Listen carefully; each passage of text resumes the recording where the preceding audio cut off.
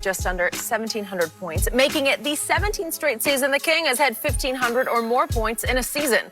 LeBron is only the second player to ever do this, joining Kareem Abdul-Jabbar. Both players did it in their first 17 seasons. So, Shannon, is your guy. How impressive is this? It's very impressive. It's a testament to how good and for how long LeBron has been good. Skip, he's still playing at a very high level. The Lakers played 71 games. Bron played in 67 of them. And the closest he came last year to having that streak broken, Skip, was last year when he only played 55 games. He ended up with 1,505 as far as points. But, Skip, I mean, to do what he's been doing is just he led the league in assists. No player has been at his age or that old to lead a major statistical category, which is points, rebound, or assists. And for him to be playing at this level and to think he has stepped off a cliff. How many guys would love to step off a cliff and average 25 points, 10 assists, and 7.5 rebounds a game? How many would like to step off that cliff? This year he tied for the second fewest points he's ever scored in a season. Let that sink in. In year 17, it's the tie for the second fewest, and he averaged 25. Oh, my goodness. And he stepped off a cliff.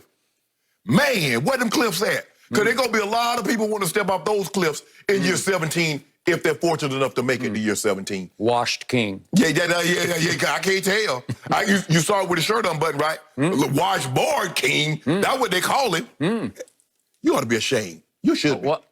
I didn't say a word. Yeah, yet. you should. What am I ashamed of? You should be ashamed that LeBron James ain't going nowhere, and you're gonna be having gonna be having these battles for many years to come. At least for another 3. I got at least for another 3, and he gonna get Kareem's record, and he gonna be first team All NBA. But Skip, this is I mean, how do you find fault with this? Number 1 seed in the West, the Western Conference, not the East. 25, 10, and 8. I'm running out of adjectives. Really? Yeah. Let me get this thesaurus over here. Go ahead and look up. I'm gonna look up some words I want to describe. Oh, go. I got lots of adjectives. You a hater. You ready? That's what you got. I think it's my turn. So I'm going to give you this. This quote-unquote record, it's an achievement to tie Kareem. Right. 17 years of 1,500 plus. Right. It's amazing and extraordinary only for the durability and the longevity required to achieve it. Right. He is Iron Man. He had the one glitch last year with the pulled or torn groin or whatever it was, but that's the only glitch. Right. And he's been strong the whole year at age 35, obviously. He takes great care of himself, and I honor and admire that greatly. So this is a longevity achievement of just staying healthy enough, strong enough to do what you do. Right. You can roll out of bed, to me, and if you're going to play 80-ish games in a year, you're going to easily get 1,500 points. Those are not a lot of points. In fact, to me, by superstar standards, 1,500 points is pretty ordinary. It is. 1,500. But why have only 2 people done it then? So there's only been 2 superstars?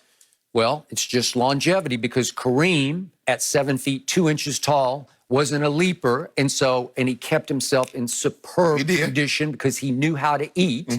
It was a different way of eating, but he found it early in his career, and he stayed slender the whole way. And he kept the weight, as opposed to Zion, off his knees. We're going to talk about him a little later. But the poor kid, he's got to get it. He's got to just get it, and he's got to lose it. No, he ain't got to get it. He needs to lose it. He needs to lose it. I understand. But Kareem was able to endure for 20 years because he could just stay healthy. He was so lithe. He was just so slender, and he could run all day and not put a lot of pressure and damage on his knees. Okay, so let's put in perspective, or to use Shannon Sharp's word, let's provide context. That's what I need. For 1,500 points. Let's go to the top because you have proclaimed LeBron James the GOAT. You say he's better than Michael Jeffrey Jordan, the number 2 guy in Chicago, right? Okay, so let's look at what happened in the 11 seasons Michael was in Chicago for the Bulls. 11 years he played there. In his rookie year, he scored the fewest points he scored in those 11 seasons. Predictably, he was just a rookie. But those points were 2,313. So his worst season of scoring points in a season came in his first year. and it was still 2,313.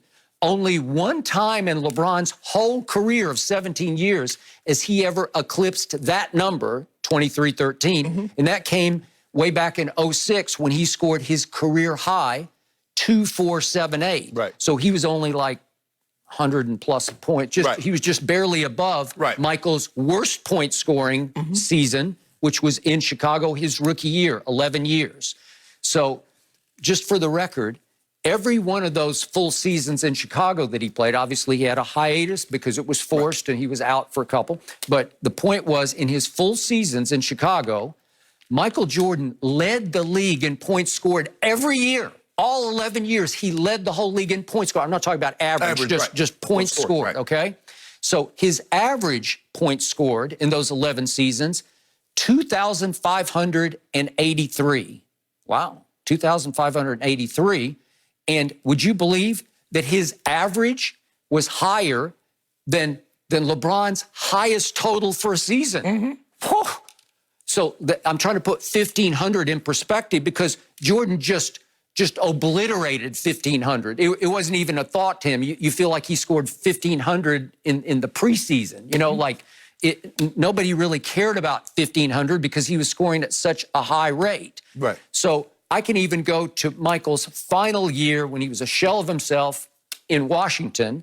And his final year in the league, he scored 1,640 points. So he scored 1,500 plus points in his final season after he'd taken 3 years off out of principle to take a stand for Phil Jackson being pushed out the back door by Jerry Krause. He said, I'm taking 3 years off. Now I'm going to go finish in Washington. And that final year, 1,640 points. So even that year was above 1,500 points. So 1,500 is not eyebrow raising, but I'll give you this. 17 straight years of 1,500 is all-time great. So in other words, Michael Jordan played 14 seasons. Is that what you're telling me? So he played the 12 seasons because he came back midway through 95. So he played the 12 seasons. It's 11 full in Chicago. 11 full, but I'm going to give him 12 because they credited him that season in 2 years, right? So that's 14 full seasons, correct.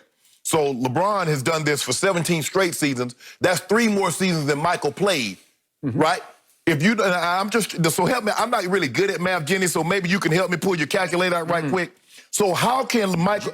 Jenny's not here. Oh, she's not here? Okay. Jenny's not over here. Okay, you got a phone? She's way over there, and you're alone. Okay, I'm alone. Okay. You have no backup. Okay, I got no backup. You are on an island by yourself, and you are backpedaling, and it's okay. No, okay. We got time. No, we got time. So in fact, if you want to unsocial distance and invite Jenny to come over and stand behind you, that'd be great.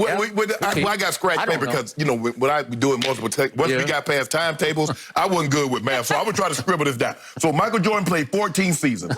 LeBron James has played 17 seasons. Can you tell me and the people at home, how does Michael Jordan still have 1,200 more shots when he played through 3 fewer seasons? Because he was a scorer like nobody's business. Let that sink in. Wait, let this sink in. Michael Jordan won 10 NBA scoring titles. Yes. LeBron's won 1. How many assist titles? How many assist titles? No, he still averaged a bunch of assists. Do you realize? He averaged 7 assists a game. If he had decided, he probably would have won 8 or 10. So if LeBron James had decided to lead the league in scoring more than once, he would have. Because I'm going to use your argument. If LeBron James said, you know what, I want to lead the league in rebounding, he would have. If I'm using your theory. But I just want to know one thing, Skip. I mean, LeBron has never, ever not led his team in assists. Has Michael Jordan led his team in assists every single season? I don't know. He averaged 7. Let me answer that for you. No. Pretty good. LeBron James has led his team in scoring. This is the first year, in year 17, that he's not going to. So he's led his team in scoring more times more years than Michael Jordan actually played. Yeah, but all I hear about LeBron is, I don't have enough help. So how could he not lead the team in scoring if he didn't have enough help? Nobody's going to challenge him for the scoring lead on the team. Well, Skip, the thing is that Michael couldn't play with another guy that had an offensive skill set like his. That's why all the pieces around him fit. Scottie Pippen fit, Ron Harper, B.J. Armstrong, those big guys, they all fit because Michael needed the ball. We understand that. So Skip, I'm not trying to diminish Mike, but you got to, like you said, you got to provide context. Context. He was a scorer. LeBron can score, hence the 27-point career average. But LeBron could also rebound and facilitate, assist the ball better than Michael. He could do that. That's not up for debate. That's factual. Well, he's a lot bigger. What they got to do with anything? Rebounding. LeBron James should have averaged 10 rebounds. Well, let me ask you a question. Who was bigger, Michael Jordan or Russell Westbrook? Because Russ averaged more rebounds than Mike. So it can't be based on size. Basketball is not about size. When Dr. Naismith made the basket, invented the game. Let's talk heart. Maybe LeBron should have had more heart. Oh, that is hard. You gonna try to find a way to try to diminish my guy while trying to prop your guy up? No. Skip, I'm not trying to take anything from Mike. Mike played 14 seasons, and 12 of